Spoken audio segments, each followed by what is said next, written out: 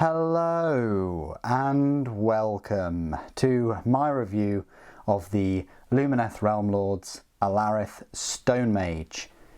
This model will set you back £26.50. It's a huge amount of money for a single pose, non-character mini. Very similar kind of pricing to what you'd get from Forge World. All of these Lumineth Realm-Lords have been very pricey.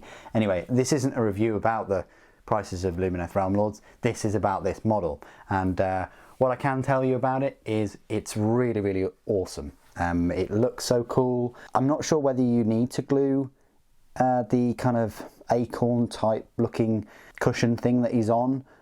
It's up to you, but if you don't, then he'll wobble about a bit. I like it that you don't, because then you won't be able to see the seam, and it just fits on there very nicely. If you get it done right, you can glue this bonsai tree that holds the rest of the model up, and like some of the other Lumineth Realm-Lord models like Teclis and Light of Eltharion, it really is a designer's dream how they've managed to pull this off.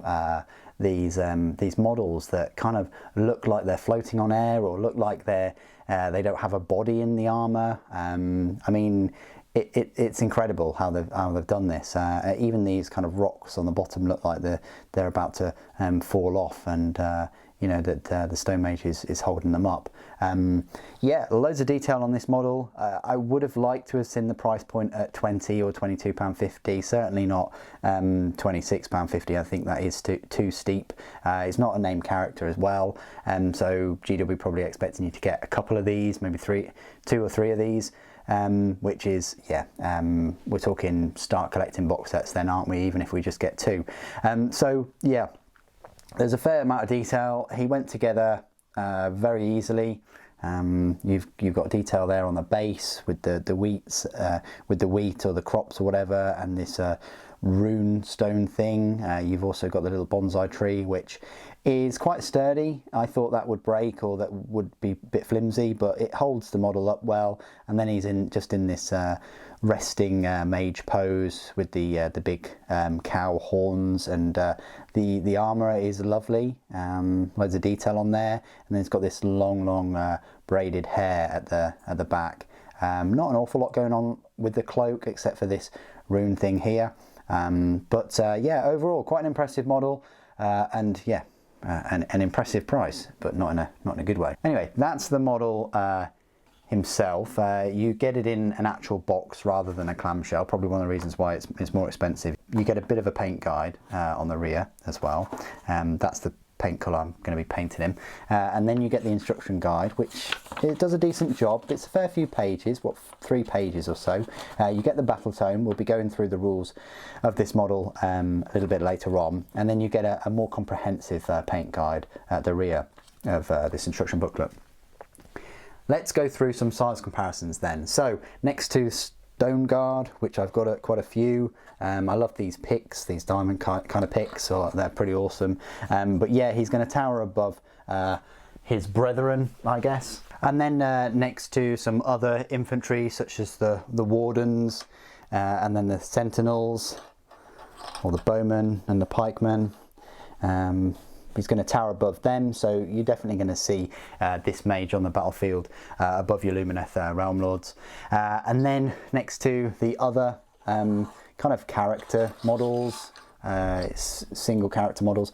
So you've got the Cenari Cathalar, towers above her, and then the Light of Eltharion as well, towers above him. Next to a Venari Dawn Rider, even towers above the old Knights.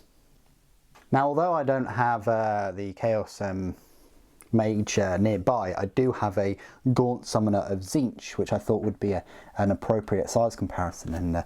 And Gaunt Summoner of Tzeentch, another ridiculously good mage, is yeah, taller overall. I mean, the body, I mean, clearly the summoner is stood erect, I guess, on this vine type hovering disc thing. You can definitely see them both having whipping up spells against each other, but that gives you some kind of an idea of sort of how tall the Stonemage sits on this little rock formation thing, whereas the Gaunt Summoner is most of the model is the summoner itself. If we have a staff off there, you'll see that the Gaunt Summoners is just a tiny bit longer, but I think that the Stonemage's is a little bit thicker. Another size comparison I like to make is just with the brand new model that I've recently built, which is the Alarith Spirit of the Mountain.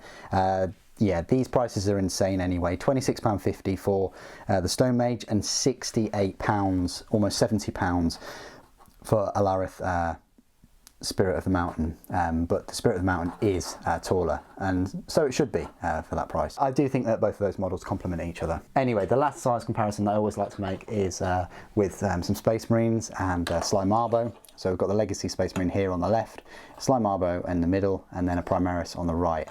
The Stonemage Tower is above all of them. Okay, so this is my part of the review where I will go through all of the rules for the Alarith Stonemage. So you'll find him in the brand new battle tome for Lumineth Realm-Lords, and the Stonemage will set you back 130 points, and the battlefield role is a leader. His profile reads his movement of 6 inches, a save of 5+, bravery 8 and 5 wounds. He's a single model armed with a staff of the high peaks. Now this has a range of 3 inches, D3 attacks, 3+ to hit, 3+ to wound, -1 to rend, and a damage of D3. Abilities. It's got the Stonemage stance. At the start of the combat phase, you can say that this model will adopt the Stonemage stance. If you do so, this model and any friendly Alarith Stoneguard units wholly within 12 inches of this model cannot make a pile-in move in that phase. However, until the end of that phase, improve the rend characteristic of melee weapons used by this model and those friendly units by 1. That's brilliant. So that's one of the main reasons you'll get this model, because of that improved rend characteristic. This model is a wizard. It can attempt to cast 1 spell in your hero phase and attempt to unbind 1 spell in the enemy hero phase. It knows the Arcane Bolt, Mystic Shield and Gravitic redirection spells. You can find both the Arcane Bolt and Mystic Shield in the free core rules on the Warhammer Age of Sigmar app. But the new spell that's unique to this model is the Gravitic redirection. It has a casting value of 5. If successfully cast, until your next hero phase, the caster can fly. In addition, you can pick 1 enemy unit within 18 inches of the caster. If you do so, that unit suffers 1 mortal wound, and until your next hero phase, that unit's move characteristic is halved and it cannot fly. Pretty decent. Keywords: Order, Elf, Lumineth Realm-Lords, Elementary, Alarith, Hero, Wizard, Stonemage. So why would you get him? Well, he can cast that Gravitic redirection, which is gets a mortal wound on an enemy unit within 18 inches, so that's a good decent range. He's also got the other 2 magic spells. The Staff of the High Peaks is alright, you know, it does D3 damage, and he could have up to 3 attacks with it. But one of the main reasons is the Stonemage stance.